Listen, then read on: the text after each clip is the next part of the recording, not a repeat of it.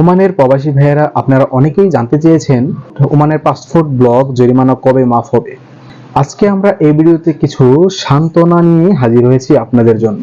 তো এই বিষয়ে ওমানে বাংলাদেশের দূতাবাসের কি প্রচেষ্টা চলতেছে, ওমান কর্তৃপক্ষের সাথে আলোচনা চলছে। গত মাসের এক বৈঠকে এই ইস্যুটি উত্থাপন করা হয়েছে। ওমান সরকার কি এই বিষয়ে কোনো ইতিবাচক সাড়া দিয়েছেন? গত বছরও এরকম জরিমানা মাফ দেওয়া হয়েছিল, এবারও মানবিক আবেদন বিবেচনায় নেওয়া হতে পারে। প্রবাসী নেতাদের ভূমিকা কি? স্থানীয় কমিউনিটি লিডাররা একত্র হয়ে আবেদন জানিয়েছেন। আপনাদের পক্ষ থেকেও পিটিশন জমা দেওয়া হয়েছে। আপনাদের জন্য কিছু সান্ত্বনা ও পরামর্শ। আপনারা একা নন, লাখো বাংলাদেশী এই সমস্যায় আক্রান্ত। আমরা একসাথে আওয়াজ তুললে সমাধান আসবেই। আপনাদেরকে একটা বিষয় খেয়াল রাখতে হবে, অবৈধ পথ এড়িয়ে চলতে হবে। কেউ যদি জরিমানা মাফের নামে টাকা দাবি করে, সতর্ক থাকুন, এটি স্ক্যাম হতে পারে। এই বিষয়ে আপডেট পেতে দূতাবাসের ফেসবুক পেজ এবং অফিসিয়াল চ্যানেলে ফলো করুন। লিংক আমি ডিসক্রিপশন বক্সে দিয়ে রাখবো।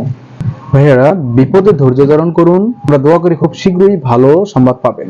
ওমান সরকারের প্রতি আমাদের আবারও অনুরোধ, এই সংকটে মানবিক হন, বাংলাদেশি শ্রমিকদের পাশে দাঁড়ান।